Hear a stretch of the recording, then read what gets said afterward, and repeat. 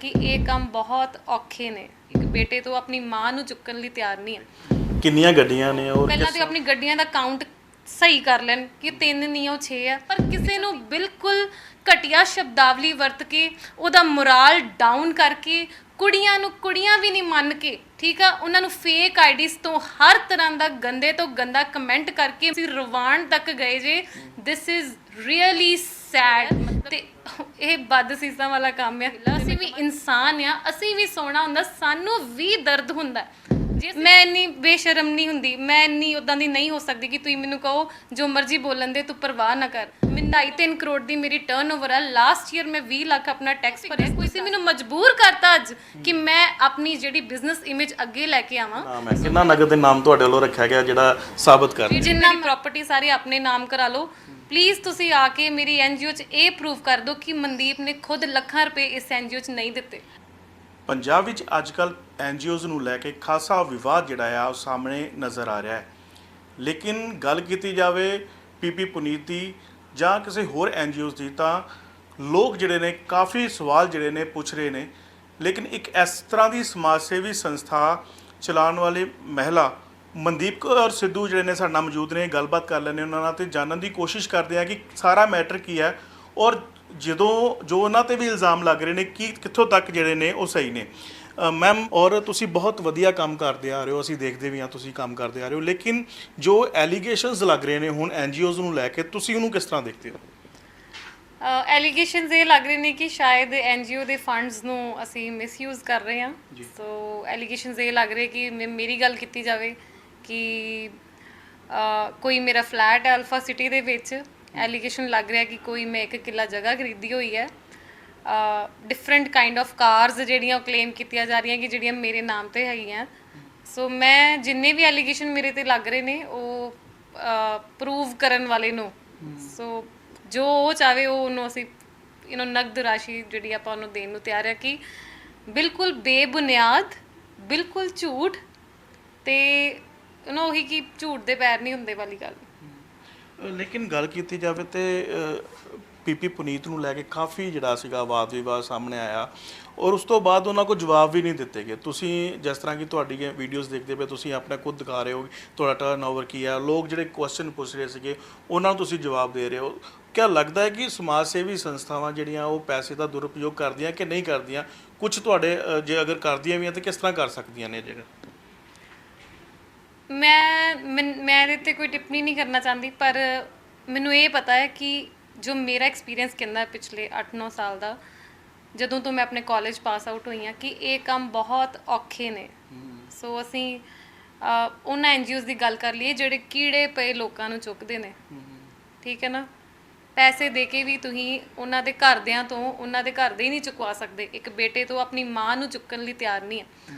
ਸੋ ਇਹਦੇ ਵਿੱਚ ਪੈਸੇ ਬਹੁਤ ਬਾਅਦ ਦੀ ਗੱਲ ਹੈ, ਕੰਮ ਹੀ ਕਰਨੇ ਜਿਹੜੇ ਆ ਉਹ ਬਹੁਤ ਔਖੇ ਨੇ। ਬਾਕੀ ਹਰ ਐਨਜੀਓ ਦਾ ਆਪਣਾ ਇੱਕ ਤਰੀਕਾ ਹੈ, ਹਰ ਇੰਡੀਵਿਜੂਅਲ ਦਾ ਆਪਣਾ ਇੱਕ ਤਰੀਕਾ ਹੈ। ਜੇ 10, 20, 25 ਬੰਦੇ ਵੀ ਆਪਸ ਦੇ ਵਿੱਚ ਸਹਿਮਤੀ ਨਾਲ ਕਿਸੇ ਦੀ ਮਦਦ ਕਰ ਰਹੇ ਆ, ਮੈਂ ਉਸ ਨੂੰ ਵੀ ਠੀਕ ਮੰਨਦੀ ਹਾਂ। ਅਤੇ ਜੇ ਐਨਜੀਓਜ਼ ਦਾ ਆਪਣਾ ਆਪਣਾ ਜਿਹੜਾ ਪ੍ਰੋਸੈਸ ਆ ਅਤੇ ਉਹਨਾਂ ਨੂੰ ਉਹਨਾਂ ਦੇ ਪ੍ਰੋਸੈਸ ਦੇ ਹਿਸਾਬ ਨਾਲ ਚੈੱਕ ਕੀਤਾ ਜਾਵੇ, ਅਤੇ ਉਹਨੂੰ ਵੀ ਜਦੋਂ ਕਿ ਚੈੱਕ ਹੀ ਨਹੀਂ ਕਰਨ ਹੋ ਰਿਹਾ ਤਾਂ ਫਿਰ ਆਪਾਂ ਕੀ ਕਰ ਸਕਦੇ? ਕੱਲ੍ਹ ਫੇਸਬੁੱਕ 'ਤੇ ਹੋਈ ਜਾ ਰਿਹਾ ਕਿ ਇਹਨੂੰ ਚੈੱਕ ਕਰਨਾ, ਉਹਨੂੰ ਚੈੱਕ ਕਰਨਾ, ਇਹ ਨਹੀਂ ਆ ਰਿਹਾ, ਉਹ ਨਹੀਂ ਆ ਰਿਹਾ। ਹੁਣ ਲੋਕੀ ਆਪਣਾ ਸਾਰਾ ਰਿਕਾਰਡ ਫੇਸਬੁੱਕ 'ਤੇ ਥੋੜ੍ਹੀ ਲੈ ਕੇ ਆਉਣਗੇ। ਕੱਲੀ ਫਾਈਲ ਆ, ਜਿਵੇਂ ਮੇਰੇ 382 ਕੈਂਪੇਨ ਹੈ ਅਤੇ ਮੈਂ ਹੁਣ ਕੱਲੀ ਦੀ ਲਾਈਵ ਵੀਡੀਓ ਬਣਾਵਾਂ। ਸੋ ਮੈਂ ਆਪਣੀ ਐਨਜੀਓ ਬਾਰੇ ਗੱਲ ਕਰ ਸਕਦੀ ਹਾਂ and I am waiting for the people to please come and ਅਸੀਂ ਜਿਹੜਾ ਇਹਨੂੰ ਪ੍ਰੋਸੈਸ ਸ਼ੁਰੂ ਕਰੀਏ। ਅਤੇ ਕਿਸੇ ਵੀ ਤਰ੍ਹਾਂ ਦਾ ਉਹਨਾਂ ਨੂੰ ਕੁਐਸਚਨ ਆ, ਕੋਈ ਵੀ ਉਹਨਾਂ ਨੂੰ ਤਸੱਲੀ ਦੀ ਲੋੜ ਆ, ਅਤੇ ਆਈ ਐਮ ਰੈਡੀ ਹੇਅਰ। ਮੇਰੀ ਇਹ ਆਲਮੋਸਟ ਆਈ ਥਿੰਕ 8ਵੀਂ 9ਵੀਂ ਇੰਟਰਵਿਊ ਹੋ ਗਈ ਆ, ਅਤੇ ਹਰ ਇੰਟਰਵਿਊ 'ਚ ਮੈਂ ਕਹਿ ਰਹੀ ਹਾਂ ਕਿ ਪਲੀਜ਼ ਆ ਕੇ ਚੈੱਕ ਕਰ ਲਓ। ਜੇ ਦੂਜਿਆਂ ਨੂੰ ਹਜੇ ਟਾਈਮ ਲੱਗ ਰਿਹਾ, ਪਲੀਜ਼ ਗਿਵ ਦੈਮ ਟਾਈਮ, ਠੀਕ ਹੈ। ਉਹ ਵੀ ਇਨਸਾਨ ਨੇ, ਕਈ ਵਾਰੀ ਬੰਦੇ ਨੂੰ ਟਾਈਮ, ਪਰ ਮੇਰਾ ਜਿਹੜਾ ਸਭ ਕੁਛ ਆ ਉਹ ਰੈਡੀ ਪਿਆ ਹੈ। ਤੁਸੀਂ ਪਲੀਜ਼ ਵਿਜ਼ਿਟ ਕਰੋ। ਅਗਰ ਗੱਲ ਕੀਤੀ ਜਾਵੇ ਤਾਂ ਤੁਹਾਡੇ 'ਤੇ ਇੱਕ ਐਲੀਗੇਸ਼ਨ ਸੀਗਾ ਕਿ ਤੁਸੀਂ 10,000 ਰੁਪਏ ਦੀ ਸੈਲਰੀ 'ਤੇ ਕੰਮ ਕਰਦੇ ਸੀਗੇ, ਲੇਕਿਨ ਇੱਕਦਮ ਐਡਾ ਵੱਡਾ ਐਮਪਾਇਰ ਖੜਾ ਕਰ ਲਿੱਤਾ ਗਿਆ। ਇਹ ਕਿੰਨੀ ਤੱਕ ਸੱਚਾਈ ਹੈ? ਬਿਲਕੁਲ ਹੀ ਝੂਠ ਹੈ। ਮੈਂ ਯੂਨੀਵਰਸਿਟੀ ਟੌਪਰ ਹਾਂ ਐਂਡ ਮੈਂ ਉਹਨਾਂ ਬੱਚਿਆਂ ਦਾ ਕਿ ਜਿਹੜੇ 5 ਸਾਲ ਦੀ ਡਿਗਰੀ ਦੇ ਵਿੱਚ ਕਦੀ ਇੱਕ ਛੁੱਟੀ ਨਹੀਂ ਕੀਤੀ ਕਾਲਜ ਦੇ ਵਿੱਚ। ਕਰੰਟਲੀ ਮੈਂ LPU ਦੀ ਹੀ ਸਟੂਡੈਂਟ ਐਂਬੈਸਡਰ ਆ 2020 ਦੀ 35000 ਬੱਚਿਆਂ ਵਾਲੀ ਯੂਨੀਵਰਸਿਟੀ ਦਾ ਸਟੂਡੈਂਟ ਐਂਬੈਸਡਰ ਕੋਈ ਸਿਰਫ ਆਪਾਂ ਸ਼ੂ ਦੇ ਕੇ ਨਹੀਂ ਬਣ ਜਾਂਦੇ ਰਾਈਟ। ਤੁਹਾਡੇ ਵਿੱਚ ਕੋਈ ਪੜ੍ਹਾਈ ਦਾ, ਕੋਈ ਬਿਜ਼ਨਸ ਦਾ, ਕੋਈ ਓਵਰਆਲ ਕੈਲੀਬਰ ਅਕੇ ਤੁਹਾਨੂੰ ਇਸ ਲਈ ਜਿਹੜਾ ਉਹ ਸੱਦਿਆ ਜਾਂਦਾ ਹੈ, ਇਸ ਲਈ ਜਿਹੜਾ ਤੁਹਾਨੂੰ ਰੈਕੋਗਨਾਈਜ਼ ਕੀਤਾ ਜਾਂਦਾ ਹੈ। Then the best of the platforms, ਮੈਂ ਟਾਂਗਰੇ ਤੋਂ TEDx ਦੇ ਵਿੱਚ 2 ਵਾਰੀ ਮੈਂ ਗਈ ਹਾਂ ਰਾਈਟ। ਇੱਕ ਰਿਨੋਨਡ ਪਲੈਟਫਾਰਮ ਹੈ TEDx। ਦੈਨ IIMs ਵਰਗੇ ਕਾਲਜਿਸ 'ਚ ਮੇਰੇ ਲੈਕਚਰ ਹੋਏ ਨੇ ਔਨ ਰਿਕਾਰਡ, ਤੁਸੀਂ ਨਾਰਮਲੀ ਵੇਖ ਸਕਦੇ ਹੋ।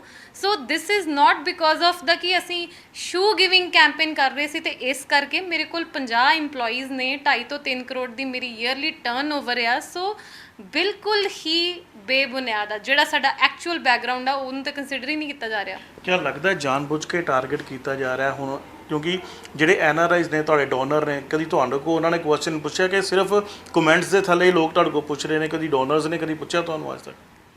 ਡੋਨਰਸ ਦਾ ਮੈਂ ਕਹਿੰਦੀ ਕਿ ਮੇਰੇ 4 ਸਾਲ ਦੇ ਵਿੱਚ ਹੁਣ ਵੀ ਡੋਨਰ ਜੇ ਮੈਨੂੰ ਕਹਿ ਦੇ ਕਿ ਮੈਂ ਕਿਸੇ ਨੂੰ ਇੱਕ ਮੈਸੇਜ ਜਾਂ ਇੱਕ ਕਾਲ ਵੀ ਕੀਤੀ ਹੋਵੇ ਤੇ ਉਹ ਹੁਣੇ ਮੈਨੂੰ ਉਹ ਦੱਸ ਸਕਦੇ ਨੇ। ਕਿਸੇ ਸਕੂਲ ਦੇ ਟੀਚਰ ਨੂੰ ਮੈਂ ਕਾਲ ਜਾਂ ਮੈਸੇਜ ਕੀਤਾ ਹੋਵੇ ਉਹ ਮੈਨੂੰ ਦੱਸ ਸਕਦੇ ਨੇ। ਮੈਨੂੰ ਇੰਨਾ ਕੌਨਫੀਡੈਂਸ ਆ ਕਿ ਹਰ ਡੋਨਰ ਕੋ ਉਹਦਾ ਪੂਰਾ ਰਿਕਾਰਡ ਪਿਆ ਹੈ, ਸਾਡੇ ਵੱਲੋਂ ਰਿਸਿਪਟ ਵੀ ਗਈ ਆ ਤੇ ਉਹਨਾਂ ਨੂੰ ਮੇਲ ਵੀ ਗਈ ਆ ਕਿ ਇਹਦਾ ਕੀ ਹੋਇਆ। ਤੇ ਮੇਰੇ ਬਹੁਤ ਹੀ ਲਿਮਿਟਿਡ ਡੋਨਰਸ ਨੇ and they are very nice, they are repeated donors. ਉਹੀ ਅਸੀਂ ਜਿਹੜੇ ਲਾ ਲਓ ਕਿ ਟੋਟਲ 30-40 ਜਾਣੇ ਉਹੀ ਅਸੀਂ ਬਾਰ-ਬਾਰ ਜਿਹੜਾ ਇਸ ਚੀਜ਼ ਨੂੰ ਕਰੀ ਜਾ ਰਹੇ। ਤੇ ਮੇਰੇ ਕੋ ਵੀ ਇੰਨਾ ਸਮਾਂ ਨਹੀਂ ਕਿ ਮੈਂ ਰੋਜ਼ NGO 'ਚ ਕੰਮ ਕਰ ਰਹੀ। ਮੇਰਾ ਖੁਦ ਦਾ ਇੱਕ ਪ੍ਰੋਪਰ ਕਾਰੋਬਾਰ ਆ। ਮੈਂ ਮੈਕਸਿਮਮ ਆਪਣੇ ਪੂਰੇ ਮਹੀਨੇ ਦੇ 7 ਜਾਂ 8 ਦਿਨ ਹੀ ਇਸ ਕੰਮ ਨੂੰ ਦੇ ਪਾਉਂਦੀ ਹਾਂ। ਮੈਮ ਗੱਡੀਆਂ ਦੀ ਵੀ ਗੱਲ ਕੀਤੀ ਕਿ ਜਿਸ ਤਰ੍ਹਾਂ ਤੁਸੀਂ ਕਿਹਾ ਕਿ ਲੋਕ ਤੁਹਾਡੀ ਗੱਡੀਆਂ 'ਤੇ ਵੀ ਕਿੰਤੂ ਪ੍ਰੰਤੂ ਕਰ ਰਹੇ, ਕਿੰਨੀਆਂ ਗੱਡੀਆਂ ਨੇ ਔਰ ਕਿਸ ਤਰ੍ਹਾਂ ਤੁਸੀਂ ਉਹਨਾਂ ਨੂੰ ਯੂਜ਼ ਕਰਦੇ ਹੋ ਸਾਰਾ ਗੱਡੀਆਂ ਨੂੰ? 3 ਗੱਡੀਆਂ ਉਹ ਕਹਿ ਰਹੇ ਨੇ ਪਰ 6 ਨੇ ਮੇਰੀਆਂ ਗੱਡੀਆਂ ਰਾਈਟ। ਸੋ ਪਹਿਲਾਂ ਤਾਂ ਆਪਣੀ ਗੱਡੀਆਂ ਦਾ ਕਾਊਂਟ ਸਹੀ ਕਰ ਲੈਣ ਕਿ 3 ਨਹੀਂ ਉਹ 6 ਆ। ਵਿੱਚੋਂ 3 ਗੱਡੀਆਂ ਮੇਰੇ ਸਟਾਫ ਦੀਆਂ ਗੱਡੀਆਂ ਨੇ ਬਿਕੋਜ਼ ਤੁਸੀਂ ਵੀ ਅੱਜ ਆਏ ਹੋ, ਇੰਨੀ ਦੂਰ ਆ ਮੇਰਾ ਆਫਿਸ। ਸੋ ਅਸੀਂ ਆਪਣੇ ਇੰਪਲੋਈਜ਼ ਲਈ ਸਪੈਸ਼ਲ ਵਹੀਕਲਸ ਲਗਾਏ ਹੋਏ ਆ। ਮੇਰੇ ਕੋਲ ਵੂਮਨ ਇੰਪਲੋਈਜ਼ ਵੀ ਆ, ਦਿਨ ਰਾਤ ਦੀਆਂ ਸ਼ਿਫਟਾਂ ਨੇ ਰਾਈਟ। ਐਂਡ 3 ਗੱਡੀਆਂ ਮੇਰੀਆਂ ਖੁਦ ਦੀਆਂ ਨੇ। ਔਰ ਅਗਰ ਜਿਹੜੀ ਤੁਸੀਂ ਗੱਲ ਕਰ ਰਹੇ ਹੋ ਕਿ ਜਿਹੜਾ ਨਗਦ ਇਨਾਮ ਹੈ, ਕਿੰਨਾ ਨਗਦ ਇਨਾਮ ਤੁਹਾਡੇ ਵੱਲੋਂ ਰੱਖਿਆ ਗਿਆ ਜਿਹੜਾ ਸਾਬਤ ਕਰ? ਜਿੰਨਾ ਮਰਜ਼ੀ ਲੈ ਲੈ। ਹੁਣ ਮੈਂ 10 ਲੱਖ ਕਿਹਾ, ਉਹਦੇ ਤੇ ਕੋਈ ਨਹੀਂ ਆਉਣ ਡਿਆ ਤੇ ਵੱਧ ਕਰ ਲੈਂਦੇ ਆ। ਸੋ ਇਹੀ ਹੈ ਕਿ ਜਿੰਨਾ ਤੁਹਾਨੂੰ ਸਹੀ ਲੱਗਦਾ, ਜਿਹੜੀ ਮੇਰੀ ਪ੍ਰਾਪਰਟੀ ਸਾਰੀ ਆਪਣੇ ਨਾਮ ਕਰਾ ਲਓ। ਪਲੀਜ਼ ਤੁਸੀਂ ਆ ਕੇ ਮੇਰੀ NGO 'ਚ ਇਹ ਪ੍ਰੂਵ ਕਰ ਦਿਓ ਕਿ ਮਨਦੀਪ ਨੇ ਖੁਦ ਲੱਖਾਂ ਰੁਪਏ ਇਸ NGO 'ਚ ਨਹੀਂ ਦਿੱਤੇ। ਕਿਆ ਲੱਗਦਾ ਹੈ ਕਿ ਸਿਰਫ ਜਾਣਬੁੱਝ ਕੇ NGOs ਨੂੰ ਟਾਰਗੇਟ ਕੀਤਾ ਜਾ ਰਿਹਾ? ਕਿਉਂਕਿ ਇੱਕ ਕੰਮ ਜਿਹੜਾ ਲੋਕ ਸੀਗੇ ਉਹ ਕਰ ਰਹੇ ਸੀਗੇ, NRIs ਕਾਫੀ ਫੰਡਿੰਗ ਵੀ ਕਰ ਰਹੇ ਨੇ, ਲੱਗਦਾ ਹੈ ਉਹਨਾਂ ਨੂੰ ਰੋਕਣ ਵਾਸਤੇ ਜਾਂ ਜਾਣਬੁੱਝ ਕੇ ਬਦਨਾਮ ਕਰਨ ਵਾਸਤੇ ਸਾਰਾ ਕੁਝ? ਮੈਂ ਇਹਦੇ ਵਿੱਚ ਇਹੀ ਕਹਿਣਾ ਚਾਹਾਂਗੀ ਕਿ ਅਲਟੀਮੇਟ ਲਾਸ ਜਿਹੜਾ ਵਾ ਉਹ ਜਿਨ੍ਹਾਂ ਨੂੰ ਲੋੜ ਆ ਉਹਨਾਂ ਦਾ ਹੋ ਰਿਹਾ। ਠੀਕ ਆ, ਮੈਂ ਖੁਦ ਵੀ ਇਹ ਡਿਸਾਈਡ ਕੀਤਾ ਕਿ ਅੱਗੋਂ ਮੈਂ ਇੰਡੀਵਿਜੂਅਲ ਲੈਵਲ 'ਤੇ ਕਰਾਂਗੀ। ਮੈਨੂੰ ਵੀ ਪਤਾ ਹੈ ਕਿ ਜਿੱਥੇ ਮੈਂ ਪਹਿਲਾਂ 1000 ਬੱਚਿਆਂ ਲਈ ਕੰਮ ਕਰ ਸਕਦੀ, ਹੁਣ ਮੈਂ ਹੋ ਸਕਦਾ ਕਿ 300 ਲਈ ਕਰ ਸਕਾਂ। ਬਟ ਜੇ ਮੈਂ ਦੂਸਰੀਆਂ NGOs ਨੂੰ ਵੇਖਾਂ ਜਿਹੜੇ ਕਿ ਹੈਲਥ ਇਸ਼ੂਜ਼ ਦੇਖਦੀਆਂ ਨੇ, ਉਹਦੇ ਨਾਲ ਕੁਝ ਵੀ ਨਹੀਂ ਹੋਣਾ। ਸਾਡੀ ਲੜਾਈ ਨਾਲ ਅਸਲ ਨੁਕਸਾਨ ਜਿਹੜਾ ਉਹ ਬੇਸਿਕ ਲੋਕਾਂ ਦਾ ਹੋ ਰਿਹਾ ਹੈ। ਮੇਰਾ ਵੀ ਇੱਕ ਕਿਡਨੀ ਪੇਸ਼ੈਂਟ ਦਾ ਕੇਸ ਚੱਲ ਰਿਹਾ ਸੀ, ਰਸ਼ਪਾਲ ਸਿੰਘ ਦਾ। ਉਹ ਮੇਰੇ ਕੋਲ ਦੁਬਾਰਾ ਜਦੋਂ ਉਹਨੇ ਵਿਜ਼ਿਟ ਕੀਤੀ 20000 ਰੁਪਇਆ ਮੈਂ ਉਹਨੂੰ ਕੋਲੋਂ ਦਿੱਤਾ ਰਾਈਟ। ਮੇਰੇ ਆਪਣੇ NGO ਦੀ ਲੜਕੀ ਕੁਲਵਿੰਦਰ ਟਾਂਗਰੇ ਦੀ, ਉਹਦੀ ਸਿਸਟਰ ਦਾ ਆਪਰੇਸ਼ਨ ਹੋਇਆ just because of this thing right. ਉਹਨੂੰ ਵੀ ਮੈਂ 10,000 ਆਪਣੇ ਕੋਲੋਂ ਦਿੱਤਾ। ਸੋ ਇਹੀ ਹੈ ਕਿ ਅਸੀਂ ਹੁਣ ਇਹੀ ਕਰਾਂਗੇ ਕਿ ਜਿੰਨੀ ਅਸੀਂ ਹੈਲਪ ਕਰ ਸਕਦੇ ਹਾਂ, ਮੈਂ ਆਪਣੀ ਗੱਲ ਕਰ ਰਹੀ, ਉਹਨੂੰ ਮੈਂ ਕੋਲੋਂ ਕਰਾਂਗੀ। ਐਂਡ ਦੂਜੀਆਂ NGOs ਨੂੰ ਜਿਹੜਾ ਇਹਦਾ ਬਹੁਤ ਅਸਰ ਪੈ ਰਿਹਾ ਹੈ। ਇੱਕ ਡੋਨਰ ਤੇ ਪੇਸ਼ੈਂਟ ਰਿਲੇਸ਼ਨਸ਼ਿਪ ਜਿਹੜਾ ਉਹ ਖਰਾਬ ਹੋ ਰਿਹਾ ਤੇ ਇਹ ਬਦਸੀਸਾਂ ਵਾਲਾ ਕੰਮ ਆ ਜੇ ਮੈਂ ਕਹਾਂ ਤੇ ਕਿ ਅਲਟੀਮੇਟ ਜਿਹੜਾ ਲਾਸ ਹੈ ਨਾ ਉਹ ਜਿਹੜਾ ਜਿਹਨੂੰ ਫਾਇਦਾ ਹੋਣਾ ਨਾ ਉਹਦਾ ਬਹੁਤ ਹੀ ਜ਼ਿਆਦਾ ਲਾਸ ਜਿਹੜਾ ਹੋ ਰਿਹਾ। ਕਿਉਂਕਿ ਹਰ NGO ਨੇ ਇੱਕ ਸਿਸਟਮ ਬਣਾਇਆ ਹੋਇਆ ਸੀ। ਲੋਕ ਕਾਲ ਕਰਦੇ ਸੀ ਜਾਂ ਆਪਣੀ ਪ੍ਰੋਬਲਮ ਦੱਸ ਰਹੇ ਸੀ, ਉਹਨੂੰ ਸੋਲਵ ਕਰਨ ਦੀ ਕੋਸ਼ਿਸ਼ ਕਰ ਰਹੇ ਸੀ। ਬਿਲਕੁਲ ਠੀਕ ਕਿ ਜਿੱਥੇ ਅਸੀਂ ਕਹਿੰਦੇ ਕਿ ਇੱਕ ਪ੍ਰੋਸੈਸ ਹੋਣਾ ਚਾਹੀਦਾ ਰਾਈਟ। ਹੁਣ ਮੇਰੀ NGO ਦਾ ਇੱਕ ਪ੍ਰੋਸੈਸ ਹੈਗਾ। ਮੈਂ ਕਹਾਂਗੀ ਕਿ ਮੈਂ ਫਸਟ ਨੰਬਰ ਤੇ ਪੂਰੇ ਪੰਜਾਬ ਦੀਆਂ NGOs ਦਾ ਆਡਿਟ ਕਰੋ, ਮੈਂ ਪਹਿਲੇ ਨੰਬਰ ਤੇ ਮੇਰੀ NGO ਦਾ ਤੁਸੀਂ ਆਡਿਟ ਕਰੋ। ਦੈਨ ਕਿ ਅਸੀਂ ਰੈਡੀ ਹਾਂ। ਜੇ ਸਾਡੇ ਅੱਗੋਂ ਸਾਡੇ ਦੂਜੇ NGOs ਵਾਲੇ ਕੰਮ ਨਹੀਂ ਸਹੀ ਕਰ ਰਹੇ, ਅਸੀਂ ਉਹਨਾਂ ਨੂੰ ਗਾਈਡ ਕਰਨ ਲਈ ਰੈਡੀ ਹਾਂ, ਜਾਂ ਤੁਸੀਂ ਗਾਈਡ ਕਰ ਦਿਓ ਕਿ ਅੱਗੇ ਤੋਂ ਇੱਦਾਂ ਕੰਮ ਕਰੋ। ਪਰ ਕਿਸੇ ਨੂੰ ਬਿਲਕੁਲ ਘਟੀਆ ਸ਼ਬਦਾਵਲੀ ਵਰਤ ਕੇ, ਉਹਦਾ ਮੋਰਾਲ ਡਾਊਨ ਕਰਕੇ, ਕੁੜੀਆਂ ਨੂੰ ਕੁੜੀਆਂ ਵੀ ਨਹੀਂ ਮੰਨ ਕੇ, ਠੀਕ ਆ, ਉਹਨਾਂ ਨੂੰ ਫੇਕ ਆਈਡੀਜ਼ ਤੋਂ ਹਰ ਤਰ੍ਹਾਂ ਦਾ ਗੰਦੇ ਤੋਂ ਗੰਦਾ ਕਮੈਂਟ ਕਰਕੇ ਮੁੰਡਿਆਂ ਤੱਕ ਨੂੰ ਤੁਸੀਂ ਰਵਾਨ ਤੱਕ ਗਏ ਜੇ। This is really sad. ਮਤਲਬ ਇਹ ਬਹੁਤ ਹੀ ਨਮੋਸ਼ੀ ਵਾਲੀ ਗੱਲ ਆ। ਤੁਸੀਂ ਰਾਹ ਜਾਂਦੀ ਕੁੜੀ FIR ਕਰਾ ਸਕਦੀ ਆ, ਪਰ ਫੇਸਬੁੱਕ ਤੇ ਜਿੰਨਾ ਮਰਜ਼ੀ ਉਹਦਾ ਸ਼ੋਸ਼ਣ ਹੋ ਜਾਏ ਜਾਂ ਮੁੰਡੇ ਦੀ ਜਿੰਨੀ ਮਰਜ਼ੀ ਬੇਇੱਜ਼ਤੀ ਹੋ ਜਾਏ, ਵੀ ਕੈਨ ਡੂ ਨਥਿੰਗ। ਤੇ ਸਾਡੇ ਪੰਜਾਬ ਦਾ ਯੂਥ ਉਹਨਾਂ ਨੂੰ ਇਸ ਚੀਜ਼ 'ਚ ਅੱਗੇ ਆਉਣਾ ਚਾਹੀਦਾ ਹੈ ਕਿ ਇਹ ਚੀਜ਼ਾਂ ਨਹੀਂ ਹੋਣੀਆਂ ਚਾਹੀਦੀਆਂ। ਸਾਡੇ ਵੀ ਦਿਲ ਆ, ਅਸੀਂ ਵੀ ਇਨਸਾਨ ਆ, ਅਸੀਂ ਵੀ ਸੋਹਣਾ ਹੁੰਦਾ, ਸਾਨੂੰ ਵੀ ਦਰਦ ਹੁੰਦਾ ਹੈ। ਜੇ ਅਸੀਂ ਤੁਰੇ ਆ ਕਿਸੇ ਦਾ ਦਰਦ ਘਟਾਉਣ ਵਾਸਤੇ ਤੇ ਦੂਸਰੇ ਸਾਡਾ ਵੀ ਤੇ ਦਰਦ ਸਮਝਣ ਨਾ ਕਿ ਅਸੀਂ ਇਸ ਟਾਈਮ ਕਿਸ ਚੀਜ਼ ਚੋਂ ਗੁਜ਼ਰ ਰਹੇ ਹਾਂ। ਕਾਫੀ ਡੀਮੋਰਲਾਈਜ਼ ਲੱਗ ਰਹੇ ਹੋ ਤੁਸੀਂ, ਕਿਉਂਕਿ ਜਿਸ ਤਰ੍ਹਾਂ ਤੁਸੀਂ ਕਹਿ ਰਹੇ ਹੋ ਕਿ ਹੁਣ ਐਨਜੀਓਜ਼ ਕੋਲ ਪੈਸੇ ਨਹੀਂ ਲਿੱਤੇ ਜਾਣਗੇ, ਹੁਣ ਆਪਣੀ ਪਾਕਟ 'ਚ ਜੋ ਵੀ ਅਲਾਉਡ ਕਰੇਗੀ ਉਸ ਉੱਦਾਂ ਹੀ ਕੀਤਾ ਜਾਏਗਾ। ਕਿਆ ਲੱਗਦਾ ਹੈ ਕਿ ਜਿਸ ਤਰ੍ਹਾਂ ਤੁਸੀਂ ਪਹਿਲਾਂ ਵੀ ਕਿਹਾ ਕਿ ਲੋਕ ਜਿਹੜੇ ਕਾਫੀ ਜਿਨ੍ਹਾਂ ਦਾ ਨੁਕਸਾਨ ਵੀ ਹੋਏਗਾ ਉਹ ਬਦਦੁਆਵਾਂ ਵੀ ਦੇਣਗੇ ਕਿ ਜਿਨ੍ਹਾਂ ਦਾ ਘਰ ਦੀ ਛੱਤ ਨਹੀਂ ਹੈਗੀ, ਪਰ ਜੇਕਰ ਤੁਸੀਂ ਡੀਮੋਰਲਾਈਜ਼ ਹੋ ਗਏ ਤੇ ਕਿਆ ਲੱਗਦਾ ਕਿ ਉਹ ਪਰਿਵਾਰ ਜਿਹੜੇ ਆ ਬਿਲਕੁਲ ਆਪਣੇ ਆਪ ਨੂੰ ਨਿਹੱਥਾ ਸਮਝ ਲੈਣਗੇ? ਸੀ ਰੱਬ ਨੇ ਸਾਨੂੰ ਸਭ ਤੋਂ ਪਹਿਲਾਂ ਜ਼ਿੰਮੇਵਾਰੀ ਖੁਦ ਦੇ ਪ੍ਰਤੀ ਦਿੱਤੀ ਹੈ।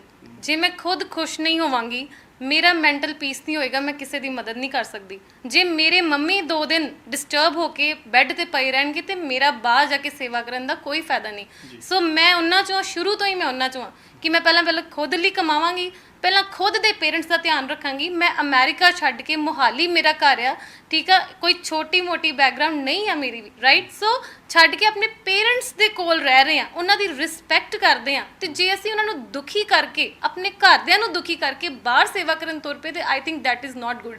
ਸੋ ਮੈਂ ਵੀ ਇਹ ਚਾਹੁੰਦੀ ਕਿ ਪਹਿਲਾਂ ਅਸੀਂ ਆਪਣਾ, ਜੇ ਤੁਸੀਂ ਇੰਨਾ ਸਾਨੂੰ ਡਿਸਟਰਬ ਕਰ ਰਹੇ ਹੋ ਤੇ we should first care of ourself than our parents. ਫਿਰ ਅਸੀਂ ਆਪਣਾ ਬਿਜ਼ਨਸ ਕਰੀਏ, ਇਹਨੂੰ ਹੋਰ ਵਧੀਆ ਕਰੀਏ, ਜੌਬ ਦੇ ਕੇ ਸੋਸ਼ਲ ਸਰਵਿਸ ਕਰੀਏ ਕਿ ਅਸੀਂ ਵੱਧ ਤੋਂ ਵੱਧ ਫੈਮਲੀਜ਼ ਨੂੰ ਜੌਬ ਦਈਏ, ਤੇ ਫਿਰ ਸਾਡੇ ਕੋਲ ਜਿੰਨਾ ਦਸਵੰਧ ਨਿਕਲਦਾ ਸੀ ਉਹਦੇ ਨਾਲ ਮਦਦ ਕਰ ਦਾਂਗੇ। ਜਦੋਂ ਤੁਸੀਂ ਥੱਲੇ ਕਮੈਂਟ ਦੇਖਦੇ ਹੋ, ਕੋਈ ਵੀ ਜਦੋਂ ਵੀਡੀਓ ਪੈਂਦੀ ਹੈ, ਦੁੱਖ ਹੁੰਦਾ ਹੈ ਕਿ 8 ਸਾਲ ਦੀ ਸੇਵਾ ਕੀਤੀ ਅੱਜ ਮਿੱਟੀ 'ਚ ਮਿਲ ਗਈ। ਹਾਂ, ਬਹੁਤ ਜ਼ਿਆਦਾ ਦੁੱਖ ਹੁੰਦਾ, ਬਹੁਤ ਹੀ ਜ਼ਿਆਦਾ। ਮੈਨੂੰ ਬਹੁਤ ਜਾਣੇ ਕਹਿੰਦੇ ਨੇ ਕਿ ਹਾਥੀ ਚੱਲਦੇ ਰਹਿੰਦੇ ਤੇ ਕੁੱਤੇ ਭੌਂਕਦੇ ਰਹਿੰਦੇ ਨੇ। ਮੈਂ ਉਹਨਾਂ ਨੂੰ ਦੱਸਣਾ ਚਾਹੁੰਦੀ ਕਿ ਮੈਂ ਇੱਦਾਂ ਦੀ ਕੁੜੀ ਨਹੀਂ ਹਾਂ। ਅਸੀਂ ਫੁੱਲਾਂ ਵਾਂਗ ਬਹੁਤ ਪਿਆਰ ਨਾਲ ਪਾਲੇ ਹੋਏ ਬੱਚੇ ਹਾਂ।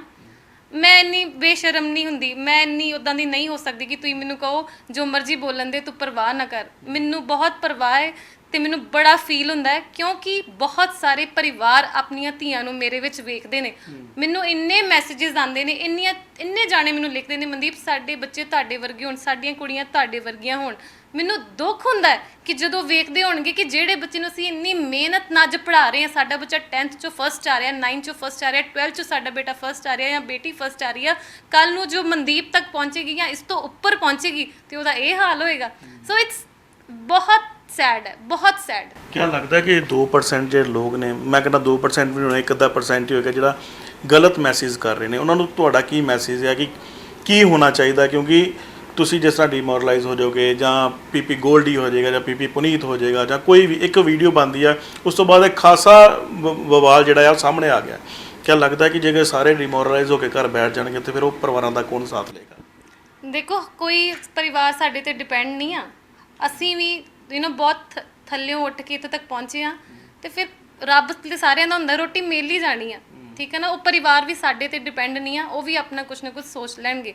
ਸੋ ਮੈਂ ਇਹੀ ਕਹਾਂਗੀ ਕਿ NGOs ਵੀ ਆ ਜਾਂ ਕੁਛ ਵੀ ਆ, ਤੁਸੀਂ ਆਪਣੀ ਬਲੀ ਦੇ ਕੇ, ਜਦੋਂ ਅਸੀਂ ਕਹਿੰਦੇ ਨਾ ਕਿ ਅਸੀਂ ਸੇਵਾ ਵੱਲ ਤੁਰ ਪਏ, ਅਸੀਂ ਆਪਣੀ ਬਲੀ ਦੇ ਦਾਂਗੇ, ਸੋ ਉਹ ਵੀ ਸਹੀ ਨਹੀਂ ਆ। ਸਾਨੂੰ ਜਿਹੜੀ ਸਾਡੀ ਦੇਹ ਆ, ਸਾਡੇ ਘਰ ਦੇ ਆ, ਉਹ ਵੀ ਉਹਦੇ ਲਈ ਵੀ ਸਾਨੂੰ ਰਿਸਪੈਕਟ ਕਰਨੀ ਚਾਹੀਦੀ। ਐਂਡ ਜਿਹੜੇ ਲੋਕ ਪਰੇਸ਼ਾਨੀ ਕ੍ਰੀਏਟ ਕਰ ਰਹੇ ਨੇ, ਉਹਨਾਂ ਨੂੰ ਵੀ ਆਪਣੇ ਮੰਮੀ ਨੂੰ ਯਾਦ ਕਰਕੇ ਜੋ ਵੀ ਉਹਨਾਂ ਨੂੰ ਸੰਸਕਾਰ ਮਿਲੇ ਨੇ ਉਹਨਾਂ ਦਾ ਸੋਚਣਾ ਚਾਹੀਦਾ ਹੈ। ਤੇ ਸਾਡਾ ਬ੍ਰਦਰ ਵੀ ਗਲਤੀ ਕਰ ਲੈਂਦਾ, ਸਾਡੀ ਸਿਸਟਰ ਗਲਤੀ ਕਰ ਲੈਂਦੀ, ਅਸੀਂ ਉਹਨੂੰ ਸਮਝਾਉਂਦੇ ਆ।